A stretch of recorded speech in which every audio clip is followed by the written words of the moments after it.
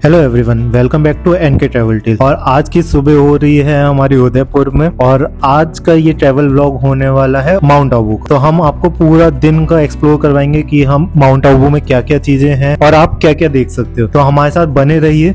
और अगर आपको उदयपुर के व्लॉग की भी डिटेल चाहिए, अगर आप उदयपुर भी घूमना चाहते हो तो कमेंट में उदयपुर जरूर लिखें। हम उदयपुर की भी ट्रैवल सीरीज जरूर लेके आएंगे आपके लिए। और हाँ, अगर आप हमारे चैनल पे नए हैं तो हमारे चैनल को सब्सक्राइब जरूर करें और हमारी वीडियो को लाइक करें, क्योंकि हम ऐसे ही आप सबके लिए बहुत सारी अमेजिंग प्लेसेस को एक्सप्लोर करते हैं और बहुत ही सारी आइटनरीज आपके लिए लेके आते हैं, जिससे आपका ट्रैवल बहुत ही स्मूथ बन जाता है। अब बात कर लेते हैं माउंट आबू की। तो हमने जो ये प्लान बनाया है ये 1 डे माउंट आबू को एक्सप्लोर करने का बनाया है और आपके पास भी सिर्फ एक ही दिन है एक्सप्लोर करने के लिए। तो हम आपको दिखाएंगे कि आप कैसे एक्सप्लोर कर सकते हो पूरा माउंट आबू एक दिन में। और माउंट आबू की बात करें तो माउंट आबू एक लौता हिल स्टेशन है राजस्थान स्टेट में, और साथ ही में ये गुजरात के साथ भी बॉर्डर शेयर करता है। तो वीकेंड मनाने यहाँ पे गुजरात और राजस्थान दोनों स्टेट के लोग बहुत आते हैं। अब बात कर लेते हैं कि अगर आप आना चाहते हो तो आप यहाँ पहुंचोगे कैसे। तो आप यहाँ पे रेल, रोड और फ्लाइट तीनों से आ सकते हो। अगर आप रोड से आना चाह रहे हो तो सबसे नियरेस्ट पड़ेगा आपको अहमदाबाद या उदयपुर। वहां से आप private cab, self drive car या फिर इवन बस सर्विस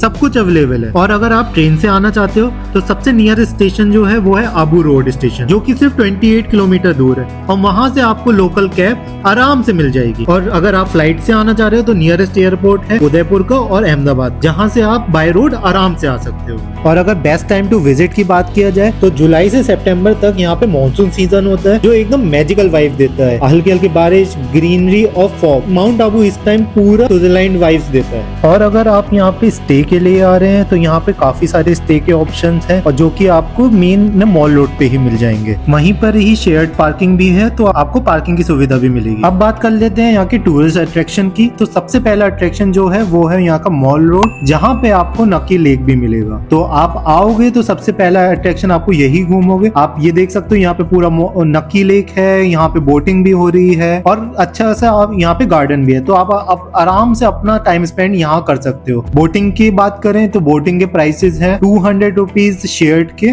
और 400 रुपीज की प्राइवेट बोट। तो आप जब आओगे तो ये मस्ट स्टॉप है यहाँ आने का, तो आप जरूर आओ। और यहाँ पे आप देख सकते हो कि कैसे क्लाउडी हो जाता है अगर आप रेनी सीजन में, मानसून सीजन में आ रहे हो। ये क्लिप्स अगस्त की हैं, तो आप देखो कि अगस्त में इस टाइम नक्की लेक का क्या सीन रहता है। पूरा क्लाउडी बहुत अच्छा होता है, इसलिए हमने आपको बताया था कि सबसे बेस्ट सीजन होता है मानसून में आना। तो आप अगर आ रहे हो तो नक्की लेक को आप मिस नहीं कर सकते। और इसी के साथ आपको एक गार्डन भी दिखेगा, जहाँ पे आप पूरा एक्सप्लोर कर सकते हो, अच्छे से अपने फैमिली के साथ टाइम स्पेंड कर सकते हो। ये गार्डन भी चकाचौंध था लोगों की, यहाँ पे बहुत सारे लोग थे जो कि अपनी फैमिली के साथ आए थे। और साथ में ये आपको एक पानी के बीच एक रेस्टोरेंट भी मिलेगा कि अगर आपको कुछ खाना पीना है तो आप वो भी एंजॉय कर सकते हो। तो आप अगर आ रहे हो तो इस रेस्टोरेंट का भी जरूर मजा लें, क्योंकि ये भी एक अलग अनुभव आपको प्रोवाइड करेगा। और इसी के साथ में है मॉल रोड, जहाँ पे आप कुछ खा सकते हो, वहाँ से कोई शॉपिंग कर सकते हो। और ऐसा नजारा हो जाता है अगर आप मॉनसून में जा रहे हो, सिर्फ लाइटें दिखनी है दुकानों की और फॉग, और यहाँ पे खाने को इतना कुछ है। और यहाँ पे अगर आप आ रहे हो तो यहाँ पे भुट्टा प्लस आइसक्रीम जरूर ट्राई करें। यहाँ पे आप जगह जगह देखोगे बहुत ही स्पेशल आइसक्रीम, बहुत ही स्पेशल सॉफ्टी मिलती है। तो अगर आप आ रहे हो तो यहाँ पे सॉफ्टी जरूर ट्राई करें, ये मस्ट ट्राई है। और हाँ, एक प्रो टिप, यहाँ पे बारिश कभी भी हो जाती है, तो अपने साथ रेनकोट या अम्ब्रेला जरूर लेके आए। अब लेकर चलते हैं आपको नेक्स्ट टूरिस्ट स्पॉट पे, जो है ब्रह्मा कुमारी का आश्रम। माउंट आबू का ये आश्रम दुनिया भर में जाना जाता है राजा योगा, मेडिटेशन और स्पिरिचुअल विजडम के लिए। यहाँ का एनवायरनमेंट एकदम शांत और पॉजिटिव होता है। ये ब्रह्मा कुमारी का ग्लोबल हेडक्वार्टर भी है, जहाँ आप free guided meditation session attend कर सकते हो। यहाँ पे आपको ब्यूटीफुल गार्डन, पीसफुल हॉल और नेचर के बीच एक स्पिरिचुअल एनर्जी का फील होगा। अगर आप थोड़ी देर इनर पीस एक्सपीरियंस करना चाहते हो तो ये स्पॉट मस्ट विजिट है आपके लिए। इसके बाद नेक्स्ट मेन स्पॉट आता है सोमनाथ महादेव मंदिर। ये मंदिर माउंट आबू का एक इम्पोर्टेंट स्पिरिचुअल डेस्टिनेशन है और भगवान शिव के भक्तों के लिए एक पवित्र स्थल है। मंदिर थोड़ा ऑफ बीट लोकेशन पे है, घड़े पहाड़ों के बीच, एकदम शांत और डिवाइन एटमॉस्फेयर के साथ। जैसे ही आप एंट्रेंस पहुंचते हो, मंदिर का शिखर और घंटी की आवाज आपको एक अलग ही स्पिरिचुअल जोन में ले जाता है। मंदिर में आपको एक प्राचीन शिवलिंग दिखाई देगा जहाँ लोग दीप जलाते हैं और मन्नत मांगते हैं। यहाँ की वाइब इतनी काम है कि अगर आप 5-10 मिनट भी शांति से बैठ जाओ तो सारी टेंशन दूर हो जाती है। यहाँ की एक खास बात भी है, मंदिर के पास ही एक पुराना सा कुंड या तालाब है जिसे लोग सोमनाथ कुंड भी कहते हैं। लोग कहते हैं कि यहाँ से अगर जल शिवलिंग पे चढ़ाया जाए तो वो बहुत पवित्र माना जाता है। बारिश के मौसम में जब पूरा एरिया हरा भरा होता है, कुंड का रिफ्लेक्शन और मंदिर का व्यू एकदम पोस्टकार्ड जैसा लगता है। चाहे आप रिलीजियस हो या नहीं, माउंट आबू आए हो तो सोमनाथ महादेव मंदिर और इसके कुंड मिस मत करना। अब नेक्स्ट स्पॉट है जैन धर्म का बहुत ही फेमस दिलवारा जैन टेम्पल। ये माउंट आबू का एक ऐसा जगह है जो सिर्फ रिलीजियस इंपॉर्टेंस के लिए नहीं बल्कि अपनी वर्ल्ड क्लास मार्बल आर्किटेक्चर के लिए भी जाना जाता है। 11 से 13 सेंचुरी में बनाए गए ये जैन टेम्पल इतना ब्यूटीफुली कार्व्ड है कि यहाँ का हर एक पिलर, हर एक वॉल एक पीस ऑफ आर्ट लगती है। मंदिर के अंदर फोटोग्राफी अलाउड नहीं है, लेकिन आप जब वहाँ एंटर करते हो it feels like a time travel into the era of king and artist. इतना फाइन मार्बल आर्ट शायद मैंने ताजमहल में भी ना देखा हो। और जैसे ही आप टेम्पल से बाहर निकलते हो मिलता है एक बड़ा सा लाइवली लोकल मार्केट। यहाँ आपको मिलेगा कलरफुल सोवेनियर्स, जैन धर्म की बुकें, crystals, handmade decor item and ठंडी ठंडी कुल्हड़ वाली चाय। तो अगर आप माउंट आबू आ रहे हो तो दिलवारा टेम्पल को अपने लिस्ट में टॉप में रखना। It's a masterpiece that you shouldn't miss. और अब आगे बढ़ने से पहले अगर आपको ये वीडियो अभी तक अच्छी लगी हो तो हमारी वीडियो को लाइक जरूर करें, और अगर आप हमारे चैनल पे नए हैं तो हमारे चैनल को सब्सक्राइब करें, क्योंकि हम आपके लिए ऐसे ही लाते रहेंगे बहुत सारी ट्रैवल वीडियो। अभी तक हम अपने चैनल पे इजिप्ट की, अमृतसर की और कोस्टल कर्नाटक की प्लेलिस्ट बना चुके हैं, तो जो आपको जरूर देखनी चाहिए। उससे आपको सारी इन्फॉर्मेशन मिल जाएगी। हमने बहुत सारी इन्फॉर्मेशन बहुत ही बारीकी से कवर करी है। और लेटेस्ट हमने पोंटा साहिब का ब्लॉग डाला है, वो भी बहुत अच्छा है, तो आप जाके जरूर चेकआउट करें उसे।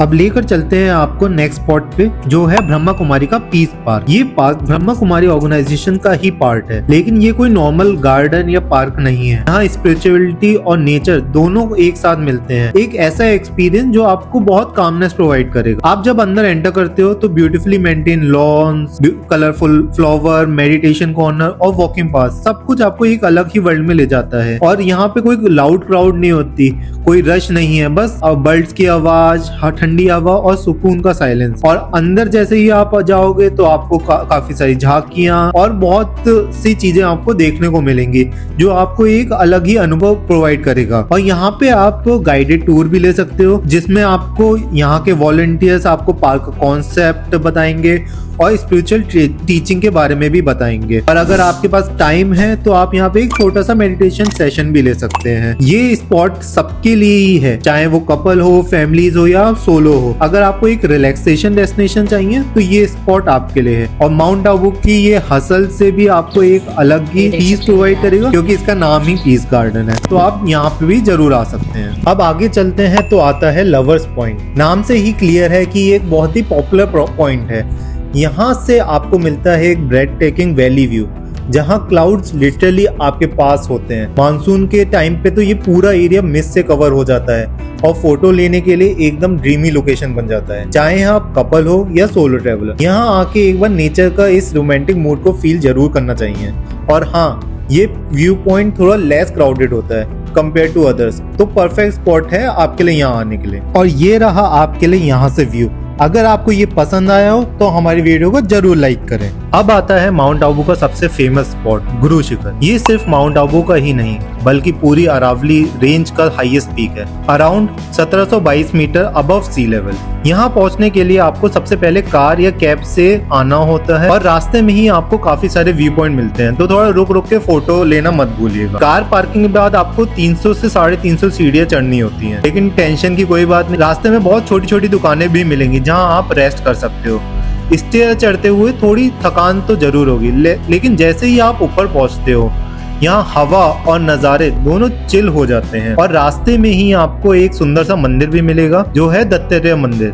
ये मंदिर उन गुरु को समर्पित है जिन्होंने यहाँ मेडिटेशन किया था, इसलिए इसका नाम गुरु शिखर है। और फाइनली जब आप टॉप पे पहुंचते हो, you feel like you are standing above the cloud. यहाँ से 360 डिग्री व्यू मिलता है माउंट आबू का, वैली का, और अगर मौसम साफ हो तो पूरे राजस्थान और गुजरात के बॉर्डर सब दिखता है। लेकिन एक और छोटा मंदिर भी है यहाँ, जहाँ लोग घंटी बजाकर मन्नत मांगते हैं। अगर आप नेचर लवर हो, फोटोग्राफर हो या सिर्फ सुकून के पल एंजॉय करना चाहते हो, गुरु शिखर तो आपका आना बनता ही है। अब आ जाते हैं वापस नक्की लेक पे, जहाँ से आप देख सकते हो हमारा माउंट आबू का लास्ट स्पॉट टॉड रॉक। ये एक नेचुरल रॉक फॉर्मेशन है जो लिटरली एक बड़े से फ्रॉग जैसा लगता है, मानो जैसे फ्रॉग लेक में जंप करने वाला हो। यहाँ पहुंचने के लिए आपको नक्की लेक से लेफ्ट साइड से एक छोटा सा ट्रेल मिलता है, जहाँ से लगभग 200 से 250 कदम ऊपर चढ़ना पड़ता है। ट्रेल थोड़ा रॉकी है लेकिन ज्यादा डिफिकल्ट नहीं है, मॉडरेट लेवल का क्लाइंब है। लेकिन अगर बारिश हो रही हो तो थोड़ा ध्यान से चढ़ना पड़ता है क्योंकि पाथ स्लिपरी हो जाता है। रास्ते में पेड़ों के बीच से लेक का व्यू दिखने लगता है और जैसे ही आप ऊपर पहुंचते हो, टॉड रॉक के ऊपर से पूरा नक्की लेक, सराउंडिंग हिल्स और माउंटेन का एक सिनेमैटिक व्यू मिलता है। ऊपर पहुंचकर एक ऐसा फील आता है जैसे आप नेचर पे थ्रोन पे बैठे हो, ठंडी ठंडी हवा, क्लाउड आसपास और नीचे एक shining lake. It's a perfect place to sit, breathe and observe the beauty of mount Abu one last time. तो अगर आप माउंट आबू आ रहे हो